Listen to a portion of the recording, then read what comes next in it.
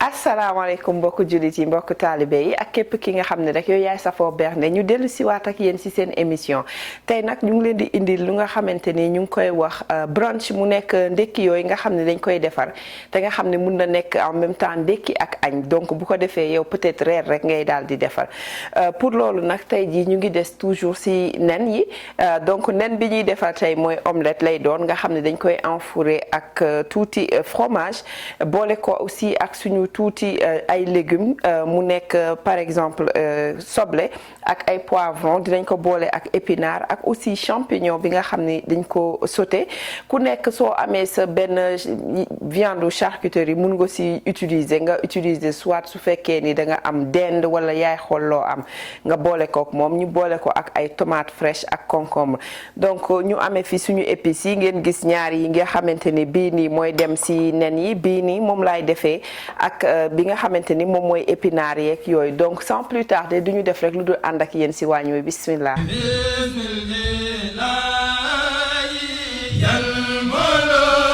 gis ngeen sànq dama fàtte woon wax lait bi donc ku nekk rek bu la neexee nga def ko si mais man bu la neexee nga bàyyi li tax ma koy def toujours dama leen koy wax c'est pour mu jox kii bi nen bi benn kii mu light daal maanaam day oyof du nekk du diis gan na noonu donc tuuti rek lañ siy def lu mat comme nga ne kuddu cuillère à café wala à soupe yooyu yaa xool li nga bëgg donc def nañ ci suñu assaisonnement yi mu ngi nekk nii mooy suñu mélange bi ñu defar bi donc moom la ñuy jël rek daal di bati soxlawuñu muy fuur juste mu mélangé wu. gis ngeen suñu poêle mu ngi nii dañuy def tuuti bu la neexee nga def beurre wala diw man huile de coco laa jël nii huile de coco bi bu leen yaakaar ni day saf si nen bi du tout doo ko sax sentir man li tax may jël huile de coco bi c'est parce que boo defee beurre kese su fekkee def nga beurre clarifié loolu it's a different story loolu du demee ni li may waaj a wax nii soo defee huile de coco bi day tax nen bi du gaaw a xëm parce que beurre dafay gaaw a jàppaloo nen moo tax toujours boo koy def da ngay def mélange u beurre ak aussi mélange u diw comme ça mu kii ralentir processus boobu mais man huile de coco laay jël dama kii bi mu siy def benn goût bu intéressant la siy def mais du nekk du saf coco loolu moom bu leen si sax inquiété wu donc su ma defee nii ñu wàññi suñu gaz tuuti léegi nag ñu daal di ñëw donc fii nii 5 nen laa fi def dama koy def en plusieurs kii batch bismillah damay def rek lu xaw a doy tuuti loo xam ne dina xaj ci poêle bi yépp gis ngeen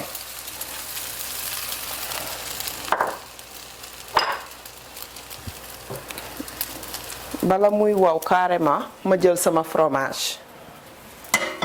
def si ku nekk fromage bu la neex bu fekkee fromage à tartiner nga am nga def si su fekkee bëggoo fromage nga bañ a def su fekkee mozzarella la nga def aussi gis nga ma daal di jël rek bismillah tëj ci kawam nii gis nga léegi nag da ngay wàññi sa feu bi lii yëpp si feu low lañ koy def daal maanaam feu doux lañ koy très doux sax lañ koy def fi mu nekk nii dañu soxla rek fromage bi seey gis nga soo defee nii su la neexee nga bàyyi ko nii servir ko mais man comme ni ma koy nar a présenter dama koy tëjaat encore nga xam ne day mujj nekk benn triangle nii gis nga su defee nii ma daal di koy seppi defaat encore ma defaat tuuti beurre wanaat leen encore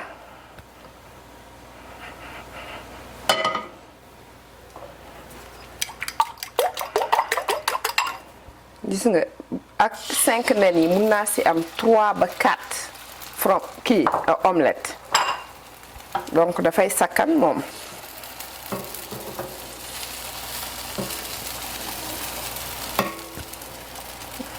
jarul muy bari da ngay def nii rek wërale ko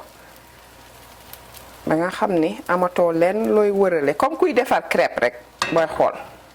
ñu jëlaat tuuti fromage teg ci kaw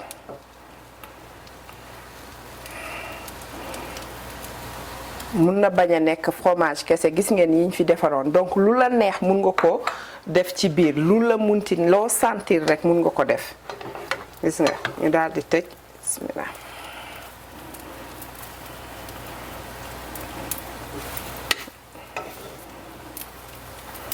bàyyi affaire yi seey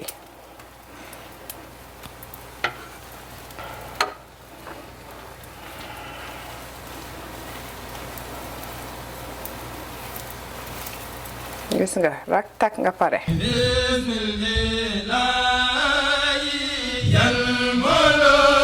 voilà gis ngeen pare nañu suñu kii yi defar omelette yi donc léegi dañuy ñëw rek daal di sauté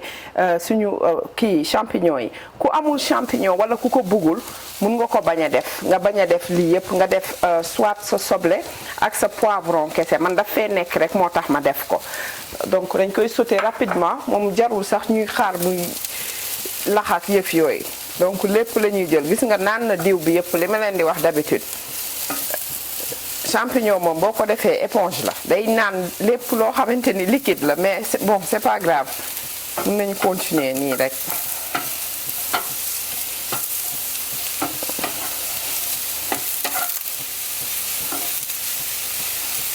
duñ ci def benn assaisonnement fi mu nekk nii sinon dafay tax mu daal di commencer génnee liquide te bëgguñu mu génnee liquide dañu bëgg mu sauté carrément nga xam ne day mujj mel ni ndawal après moo ko yàpp benn lay doon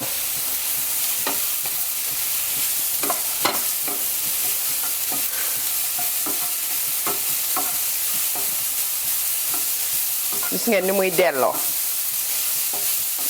moo lay wane ni mu ngi sauté bu baax fi mu nekk nii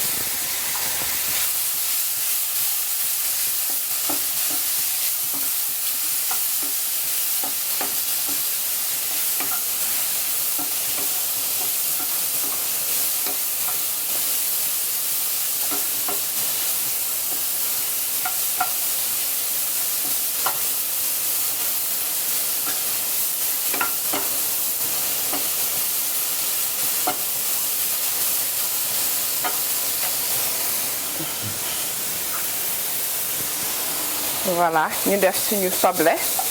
ak poivron yeeg yépp benn yoon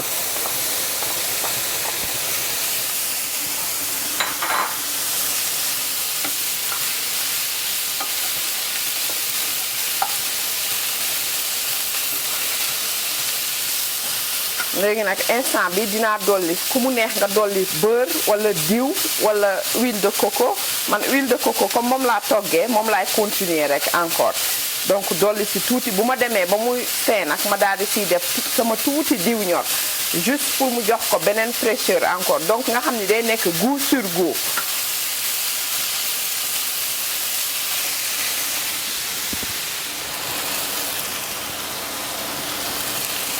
gis nga léegi nag ma def ci sama épinard ku nekk yow yaa xool rek su fekkee bëggoo ko soo amee keel mun nga ko ci def aussi moom tamit dafa baax ci wér gu yaram loolu moom tamit mun nga ko def même processus boobu du jar nga def ci dara comme ni ñu defee épinard yi muy spinach noonu rek ngay defee boo amoon keel bu fekkee baby keel bi la bu fekkee keel bu mag a mag bi la bi nga xam ne day mel ni comme laitue da nga koy fejet maanaam fejet ko kii bi nga xam ne genre membrane bi nekk ci digg bi boobu da nga koy daal di dindi bu ko defee nga daal di koy fejet donc épinards yi loo ci gën a def mu gën a baax ci yow comme li ma fi yore taxu koo bari noonu moo tax ma def nii rek comme ça nit ñi am une idée gis nga lii nii kese ñu defar nii mënoon nañ ko def ci biir nen bi par exemple buñ ko toggee ba pare daal di koy jël enfouré ko ci biir nen bi loolu tam beneen possibilité la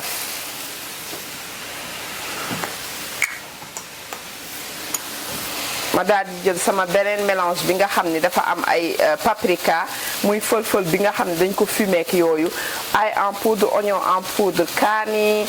ak tuuti kii poivre ak aussi tuuti curcumin mais bëriwul moom li ma ci def ak kii bi paprika bi comme li ñu wax noonu donc moom mooy nekk nii def nañ ci aussi sel mais du tere dinaa dolli fii tuuti sel parce que quantité sel bi mu am bariwul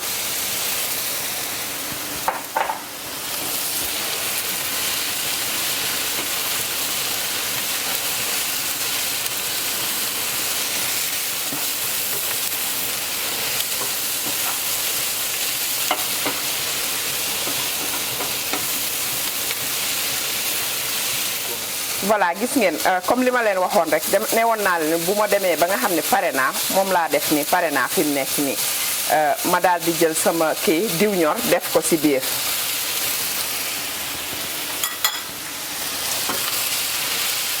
gis nga daal di nag fay sama gaz léegi nag préparé pour ñëw yàq incha allah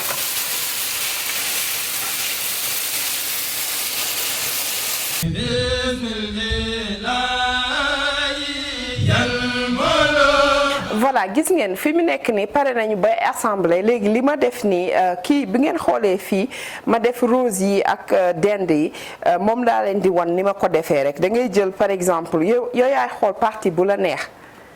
da nga bëgg a zoom nii in ok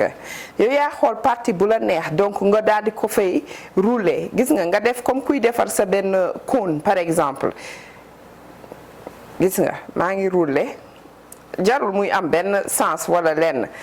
booy demee l'essentiel daal defal ba nga xam ni daf lay nekkal benn genre cône nii léegi ma daal di koy jël dagg fii gis nga su ma ko daggee nii du ma ko yëkkati damay bàyyiwaat ma daal di jëlaat léegi lii des nii dinaa ko dagg en 3 parties donc damay jël bu xaw a yem tuuti après ma jël beneen partie bi aussi dagg ko gis nga bu ko defee nag ma door ko yëkkati gis nga su ma ko yëkkatee nii ma daal di jël beneen partie bi dugal ko ci biir donc moom tam dama koy yëkkati daal di koy dugal ci biir moo may jox forme rose bi ma bëgg ma jël beneen partie bi aussi def ko ci biir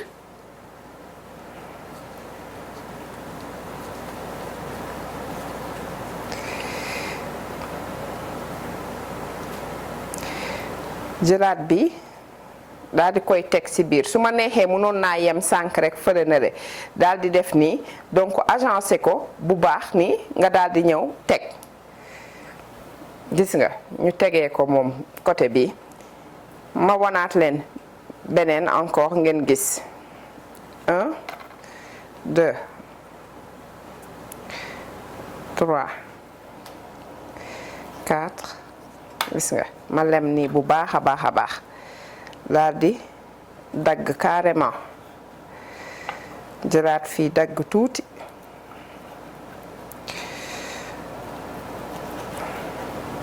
donc gis nga su ma paree ma daal di jël day def nii day am benn genre pax nii ma jël beneen bële insérer ko ci biir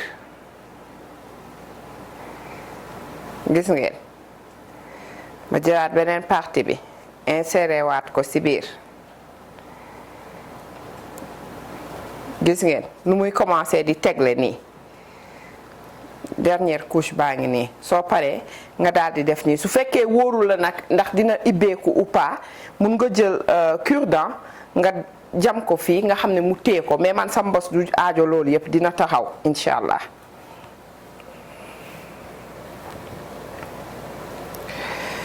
voilà léegi nag yii nii nga xam ne dañ ko def comme sous forme de bâtonnet wala cigare yaa xam noo ko bëgg a woowee moom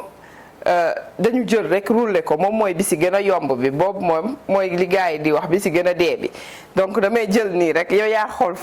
côté bu la neex ma jël commencer rouler bismillah rouler nii rek comme kuy lem basang jeex na tàkk nga daal di jël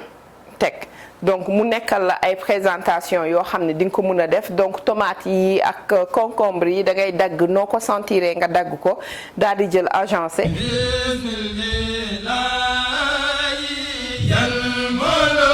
voilà kon nag mbokk jullit yi mbokk taalibe yi ak képp ki nga xam ne rek yow yaay safoo bernde seen émission mi ngi woon nii tey ñu indi leen doon brunch bi nga xamante ni c'est fait à base d'omelette bi nga xam ne dañ ko enfouré ak tuuti fromage ñu boole ko ngeen gis ñu leen wanee woon nuñ koy assemblé ku si nekk yow yaay xool comme dañu ne brunch dama koy teg nii bu ko defee ku nekk da ngay ñëw tànn li la neex donc ñu boole woon ko ak mayonnaise bi nga xam ni moom lañ fi defaroon aussi ngeen gis ni pour ki nga xamante ni moom café moo ko neex donc ñu am fi ci frappuccino donc bii tamit dinañ leen defal benn tuto boo xam ne incha allah dinañ leen wan niñ koy defaree donc dafa yomb ba bëgg a dee te jarul ngeen di dem Starbucks wala si café yi di ko fa jënd di ngeen ko mun a defar en rien de temps te du leen jëlal temps bu bari du leen jëlal aussi xaalis bu bari donc di jox émission bi rek képp kuy safoo bernde di leen jox dig daje ba beneen yoon ak beneen tuto encore di leen wax asalaamaaleykum wa rahmatullah